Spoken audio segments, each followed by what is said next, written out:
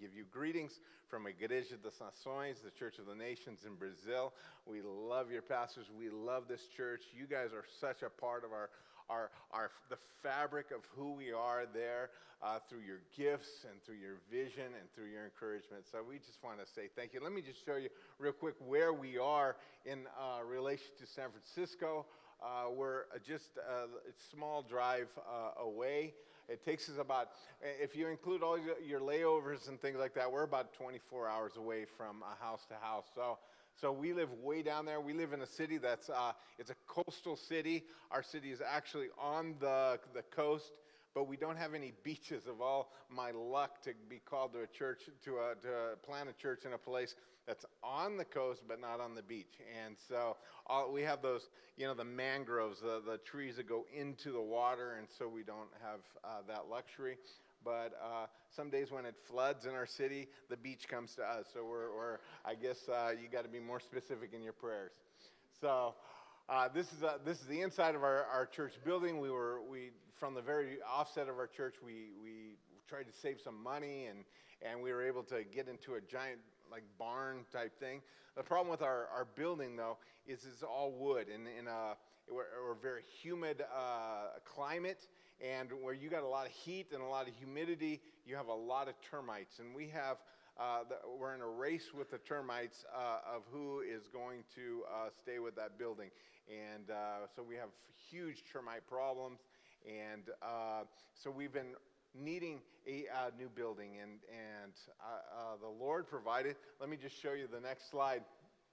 On the right is our current building. So it's kind of a barn with some asbestos-laden concrete shingles on top, and that's where we currently are. The neighbor on this left side, he came to us with an offer for us to purchase his property, and we took some steps of faith and just believed, and like I said, your guys' generous giving helped us, and we were able to put a down payment on that property. There's an aerial view. So on the right side is where we are in our current place, and this the red part is where we'll be probably in about a year. So so it's, yes, praise God for that. We are so excited, and some of the best parts of this is it's all metal and mortar. So we're not going to have any more problems with termites. So we're extremely happy about that. All right, so go ahead. There you go. Happy Mother's Day. Here's your gift. I'll be back later for dinner. Okay, so let's try the next one. Please, go to the next one, please. There we go. Okay, so the kid says, I didn't have time to get you anything, Mom, but you can download some Mother's Day wishes off my website. Okay, not great either. Okay, here's a good one, though. It's Mother's Day. Leave this stuff for tomorrow. All right. Why aren't any women laughing at this one? I thought that was a good one. Okay. This is awesome. Come on. Come on. Okay. A little dark, but awesome. In Brazil, that would have been funny. Okay. So let's moving on. Today, I want to talk about a story about a mother who had no mother, literally had no mother. The only lady in the Bible that her claim to fame can be this phrase. I put a picture of Adam and Eve up there. I think we kind of all generally know the story. God put them in the garden, and there was these trees, and he said, hey, from this tree, don't eat.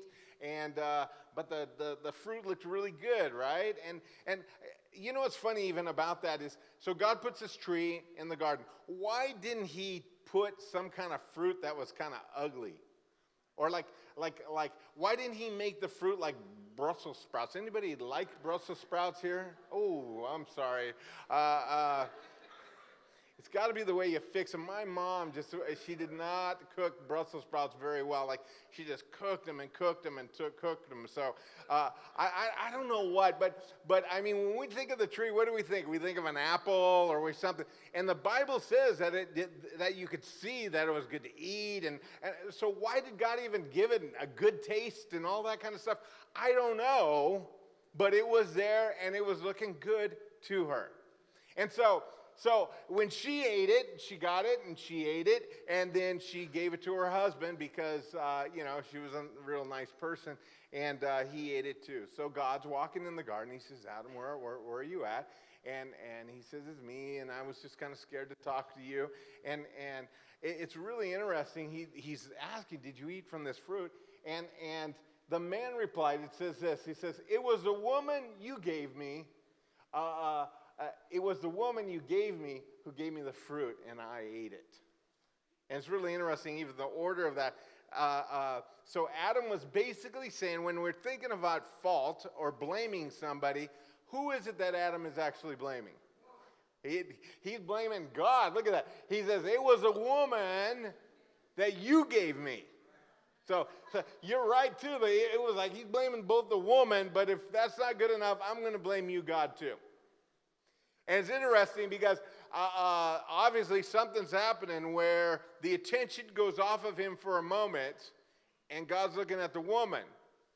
And then she's got something to say, too. It was a serpent who deceived me, and that's why I ate it. It's interesting, these phrases, because the truth of the matter is when you look at these things, she didn't eat it because she was deceived. She ate it because she wanted it. It was a choice that she made. And it's like, was the devil involved in the process? Yes, he was. Did God give Adam that woman? Yes or no? Yes. Okay, then God's to blame, right? It's funny, this thing with blame, right? You're going, that's a trick question. Yeah, a little bit, just a teeny bit. It's like we know that blame is not good, right? Is there anybody here that thinks, oh, blame is really good? How many thinks that blame is really a key to a healthy marriage? Yeah, just blame her a lot. You guys are going to do really well. Is there anybody that nobody thinks this, right? What's crazy about blame is we know that it's wrong. We know that it's unhealthy. We know nothing good is going to come from it, but it's something we do almost daily. I'm late. It was this. I don't like my job. It's because of this person. In Brazil, maybe somebody doesn't like their church or somebody doesn't like their leader. It's like so easy to kind of delve out the blame. And I was a habitual blamer, and I didn't realize it because I thought because I was a nice person, I always tried to be positive and this and that. But when there's somebody to blame, we kind of know it's true because they're really at fault. And for whatever reason, I had developed something in me that's tendency to blame more than I should. And I started thinking, okay, I want to stop blaming. I want to change. And it was interesting, just the fact or just the focus on not doing it wasn't enough. I changed by practicing three things. And I want to pass these keys to you. By changing my focus, I was able to change. So the first fact is this. Oh, shoot, I got a little cartoon here. Okay, he did it. How many have kids? Yeah, you know this one. It's true. All right. The first is when I blame others, I lose the opportunity to learn. So it's like if I change from just stop doing it to, you know what, I need to learn something differently. So if I'm blaming, Debbie has been a favorite focus of my blame. We're an empty nest now. I used to blame my kids for everything, mostly Justin, but now my focus is different. This whole thing of learning. So when we're kids, I don't know if you ever played that game Hot Potato, where it's not really literally a hot potato. You get a ball or you get something, and you toss the hot potato to the other person, and the other person grabs it, and what he wants to do, the whole purpose of this game is to get rid of the hot potato. And so what happens is when we play the blame game, we're playing the hot potato game. And so whatever happens in my life that is like, I don't want the blame, I just say the phrase, it was a woman that you gave me who has the brother that I had to teach in 6th grade. And so I just toss that potato over there, which just in that, if the potato stayed over there, that'd be one thing. But what does Debbie do when she gets the potato? Yeah, and hard, okay? That's exactly what she does. this is a photo of our my son's wedding. We just had in Brazil a little while ago. You guys know the guy on the left.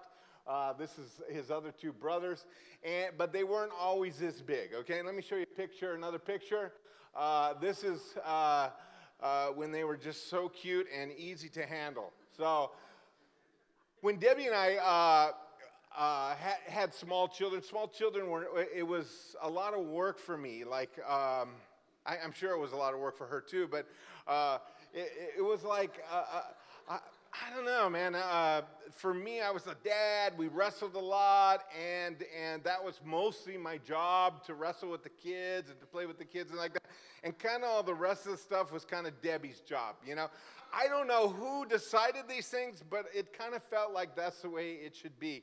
And then we started talking, and it was amazing that we started having actual like problems even in our communication, because she felt like it was unfair. And I kept telling her, I don't think it's unfair, it's just the way it is, and she didn't want to believe that.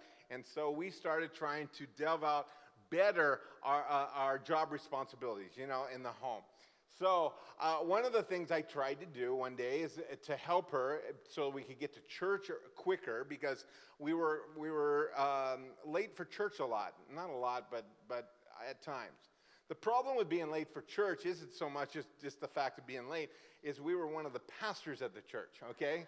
How many think that a pastor probably is not good to come in the middle of the worship service, okay? So we just started working on this, and I thought, you know what? And she's like, man, if you'd help me with the kids, we'd be done faster. And so like, it's okay. So I get the kids. I choose. I have the truth of the matter is, I kind of like this. Why put on clothes on your kids that they don't want to wear, right? So I figured I had a revolutionary idea. Let the kids choose themselves, right? And so I just kind of opened the drawers, let them choose. I made sure it was all tied. The shoes were on the right foot, and we head off to church. Well, Debbie did not, and this is, yes, I'm blaming her. She did not look at the children and what they were wearing before we got to church. And after we got to the church, I just thought Justin was supposed to be wearing a crop top, you know? And what had happened was, I had put Jonathan's, our youngest son's, clothes on our oldest son, and there was a little bit of a mix-up. And then Debbie, in a very harsh tone, was like, can't you see, like, isn't it obvious? You know, isn't it obvious, you know? And it was like, what? You should know, like, the purple, the orange shirt is for this son, and this and that. And it was like, do you see why men don't help out women more? We help out, and we do this with all of our heart, and we get judged. And we get, and it's just complaints. And if you don't like that job, then you can do it yourself. And so I didn't say that part at all, you know. But I thought it. And I actually acted upon that, because from then on out, it was just, I was off the hook, right? Because I already tried to put clothes on our kids. And after a while, we talked about it. And actually, I definitely was blaming everything on Deb. And it was like, this opportunity to learn and to change and to grow was lacking in me. And I was thinking, you know what? I can do this. And so I decided, we talked about it. And I asked her, I said, okay, we can figure this out. So I asked her to lay out the kids, so each kid's clothes. So Justin's clothes were always on Justin's bed, and each of the kids' clothes were on the bed. And then I helped get the kids dressed for church, and from then on out, we were never late, not even one time, right? What was interesting about that is it helped the process. It always helped, in a sense. It also helped just in a small way in our relationship, because I became not just a person who was respecting her and trying to make her load lighter, which shows love, but also I was somebody who was growing as a husband and learning these things. Husbands, man, we got to learn new things. We got to, like, think of this process. If you're blaming your wife for something right now, whatever you're blaming, there's something for you to learn in this process, and let's learn it. Let's go to the next one. In honor of the Mother's Day, I want to give a shout out to the woman that raised me, my grandmother. No, seriously, that's the only way she will hear you. Come on, that was good. Come on. I like you, man. I appreciate you for being here today. Okay. Sorry about that. When I blame others, I lose the opportunity to change. Go ahead and Go next. This, just a quick story. We got a guy in our church. His name is Carlos, right? I changed his name because obviously we don't want to embarrass anybody that's watching online. So this guy comes and he's wanting to meet the parents of the girl that he wants to date. So in Brazil, we have kind of a process that happens, and you usually will meet the parents and kind of goes through this process, get that approval, and it's that. So Carlos, he goes to go meet the parents, and he's really, really nervous. So he's got like butterflies in his stomach, really nervous about this encounter. But he's there in the entrance of their home, and they're talking just a little bit before they sit down. Now, what had happened was Carlos was so nervous the night before. He ate something. He's not quite sure, but he's positive that it included a lot of beans in the process. Okay, so beans and butterflies do not go together, right? So Carlos is kind of feeling this sensation come over him to where I really need to make a pit stop here. So Carlos is right there. So just before they're ready to go sit down, he says, "Hey, I'm sorry. Do you have a bathroom that I can borrow here?" And the mom says this. She goes, "The bathroom is broke. It got broke yesterday." And so he's like going, "Oh my goodness, what is going to entail? What's going to happen here?" And so he's thinking this. She says, "There's a bathroom upstairs." So he's really excited. He's real happy about this. She says, "Look, just go upstairs and off to the right." So he runs upstairs, go off to the right. Okay, has a seat, does what's needed to be done in his life at that moment, and he finished all this, and it was time to put the finishing touches on the job, right? And so he looks there, and I'm telling you, the worst thing that could happen to any of us, right? And he looks, and all there is a cardboard cylinder, and there is no TP. So he's like looking at this thing, and he's like going, "Oh my goodness, what am I going to do," right? And so he's thinking, okay, be creative, be creative. He looks, towels, okay? But the towels were not brown, they were white, so he's like, okay, I better not use the towels, so now what am I going to do? So he's looking around. There is absolutely nothing that he can use. And then he got a revelation. He's like, I know what I can do. And he decides to use his Fruit of the Looms, okay? So he's like, this is creativity here. And so he uses Fruit of the Looms to do the final cleanup in this very complex situation. Well, after the final cleanup and after all of this, he's like, okay, now what do I do with the evidence? Okay? Now, the first thought he said that came to his mind was he was going to throw it in the toilet and try to flush it, right? You know exactly. And I think he understood too. If that thing goes halfway down, I am going to be in a real tough spot. You know, could you imagine water overflowing and this and that? So he knew right away that was a bad idea. So what he ended up doing is he looked, and it was like a ray of light. You know, that moment that the light shines and the angels sing, and it was like he realized that the ray of light was a window. And so he goes over to the window. This is a true story. He goes over to the window, and he looks, and he's upstairs, and he realizes that they just have a small patch of grass there, and then there's a kind of a bush line and bushes and trees and stuff over there. And he's thinking, if I can only throw these Fruit of the Looms into the garden area, I think I'm going to be off the hook, right? So he gets these things, and he throws it with all his might, and he actually makes the tree line, okay? So the skivvies go where they need to go. He's happy, goes downstairs, talks to the parents. Everything's good, gets the okay, go on their date, okay? Next week, dating her again. Same day, Saturday, next week. Comes, and he meets the girl. The parents are there. And as he's getting ready to, as he's putting her in the car, open the door for her, put in the car, as he's working his way around, the mother comes out, and she's got like a plastic bag with some Fruit of the Looms in them, right? And she says, Carlos, these are for you. I washed them. And he said, I froze. I died. I was like, and so I said the first thing that came to my mind. He says, those aren't mine.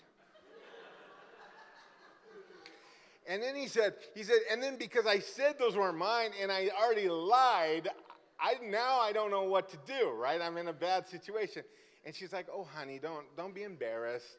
She goes, I just washed them and just take them. And he's like, I'm committed, right, to this, to not accepting and so he says, no, seriously, these are not mine. Well, what Carlos forgot, and this is a very important fact, is that early on, when he purchased these Fruit of the Looms, his mother had written his name in them. Is that and so she opens the bag, right? She shows the waistband to Carlos, and he looks at it and he says, yeah, those are mine. Those are mine. What's crazy about this story, man, I was even thinking, man, if I was, I don't know if I'd let the guy like that date my daughter, but they all took it in a good way. He ended up marrying this girl. So, I mean, that's a miracle, right? What's funny about this, just bringing this story back, it's just a very simple truth. When we're blaming, we're always kind of pushing away. That's not mine. That's not mine. That's not mine. When the fact is it is.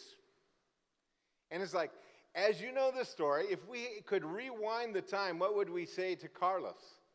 Just accept it. Say, thank you. I'm kind of embarrassed, but thank you. And you know what? There are times I know, even like in our relationship, that the thing that comes out of my mind is, my mouth, that the first thing is, that's not mine. When all I really should be saying is, I'm kind of embarrassed. I accept it. And I tell you, anytime we're worried, we're thinking about blaming, and I want to ask you to do, start this week. Start today. I said, if you want to start blaming, just stop it, because that thing's coming, that thing's got your mom wrote your name on that thing before, go ahead and go to the next one. Let me just show you this one. Long story, but basically the cat did it. Okay.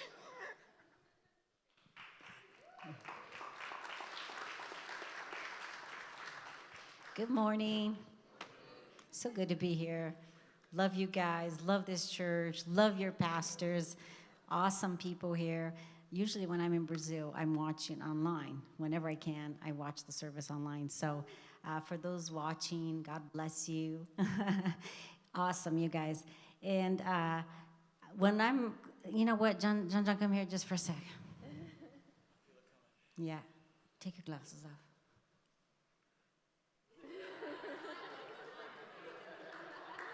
Thank you. Trippy.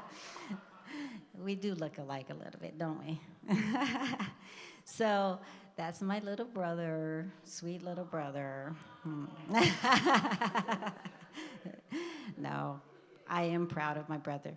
I will tell you, many, many years ago, I wondered if it was possible for God to do something with him. But it's been a real joy to see all that God has done in his life, through his life. John and Elena, we love you guys. We're so, so happy for all that God has done and all that he's still going to do through City Life Church. Amen? Really happy. Well, let's go on to the next one. When I blame others, I lose the opportunity to grow. Isn't that true? You guys had a series here on growing, right? And you had a whole bunch of stuff, so I'm not going to say a whole bunch about that. But when we blame others, we lose the opportunity to grow. We lose the opportunity to learn, to change, and to grow. And we need to just kind of, realize we have to stop blaming. Like Pastor Skip was saying, at the very beginning, from the very beginning, you open the Bible, almost the first chapter there, you're reading about somebody blaming somebody else, Adam blamed Eve. Eve blamed the serpent. And isn't that our nature, to want to blame everybody else, not ourselves, right? Especially, like skipping out, he was talking about in marriage, you have a tendency to do that a lot. It's like, no, like, this and that. And I want to show you a story. Let's go to the next. See those two little pans there? They're bread pans. Well, Skip bought those, I think, last time we were in the States, and he took them to Brazil, non-stick finish, all this stuff and whatever, and he wanted to start making homemade bread. Skip cooks, is a wonderful cook, makes wonderful food, thank God, love that. And he decided that he was going to start making some bread. So he comes to me, and he goes, just want to say something. I really don't want you using my bread pans. I'm like, what? He's like, yeah, if you could, not really use my bread pans. And I'm like, what are you talking about? And he's like, well, you see, whenever you make stuff, like make brownies or whatever, when you're going to take them out, I've seen that you get the knife and you cut it and, cut it all around. And he goes, and you leave all these marks on the pan. I'm like, what? He goes, yeah, I don't want any marks on my pans. You guys have no idea the feelings that were rising inside of me. I was like, what? What? And then I said, I never do stuff like that. I said, what are you talking about? And he's like, yeah. And he goes, like, even with my CDs, believe it or not, we still have CDs, we do listen to Spotify and all the stuff, but, he has a whole stack of CDs. And, there was a time a while ago when I would borrow his CDs, and he got really upset because I wouldn't put him back. I kind of stack one on top of the other, listen to them, put them here, put the other one on top. And he's like, yeah, with my CDs. And, instead of, he wants to take care of them and polish them and do who knows what with his CDs, and wants to put them back in the little case or whatever, and I would just listen to them and put them on, put one, whatever, one on top of the other. I don't know. I can't remember. It wasn't that important, Anyways, he's like, yeah, you get my CDs and you don't take care of them, and then you don't even put them back. And if you do put them back, a lot of times you put them in the wrong case, and he's getting all after me because of these stupid CDs, and I'm going, oh my goodness, what's the deal here? It was just making me so mad because it's like, he's blaming me for the pan, the scratches on the pan, because, and then he's blaming me for not taking care of his precious CDs, and I'm going, oh my goodness. I was just so mad. I go, what about you? The millions of things I could say about you that you don't do. And he's like, give me one thing that I do. One thing. Yes. I'm like, and when you're upset and you're like, you're trying to think of, I'm like, there's so many of them. Well, give me one, I'm like, I go, the mixer. In the next picture here. I said, the mixer. When you started making this bread, I said, you got flour all over, just, got this gunk all stuck in the thing, and he just leaves it there, doesn't even clean it. And guess who ends up having to clean all that stuff, I go, look at the mixer. And he's like, what about the mixer, And I'm like, yeah, you use it, you don't clean it, And, we're talking away, and we're going, and then we realize, we're in the blame game. We are just finding things to blame each other. And isn't that true? Don't we do that all the time? Don't we just find things to blame? It's like oftentimes, I don't know how you feel, but a lot of times when something happens and, somebody says something, the very first thing that comes to my mind is, oh, I did that because of, oh, if it wasn't because of, it's always trying to put the blame on something else instead of taking responsibility a lot of times and just saying, you know what, I did do wrong. Yeah, those are my underwear, or whatever, the situation is. It's like we have to take responsibility and stop blaming, right? We need to stop blaming. So my word for you this morning, if you've been blaming your spouse, blaming your parents, blaming your boss, blaming your president, blaming whatever. Stop it. Stop it. Stop blaming. Just be responsible and say, God, I want to change. I want to grow. I want to be all that you want me to be. So if there's something that I need to do different, I want to do it different. There's things that happen. I know there's things that happen. Sometimes things happen, and it is somebody else's fault. But what we need to do is we need to stop blaming people, and we need to look at the situation and say, what can I do?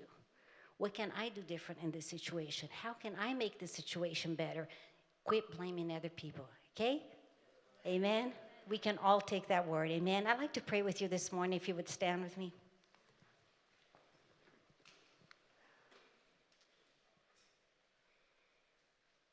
Amen. Open your hand with me.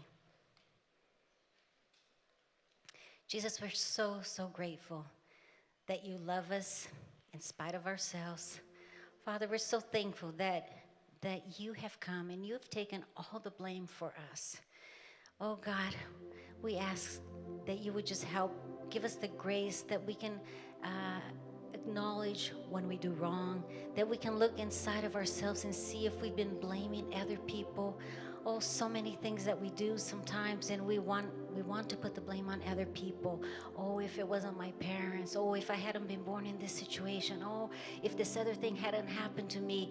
And all these other things, and many times, God, we even blame you. And we ask your forgiveness this morning. We say, God, we don't want to blame anybody else. We want to accept what you have for us, knowing that you will give us the grace to change all that we need to change in our lives, that we can be responsible and that we can own up to our own things, and we can say, God, do the work that you need to do in each of us.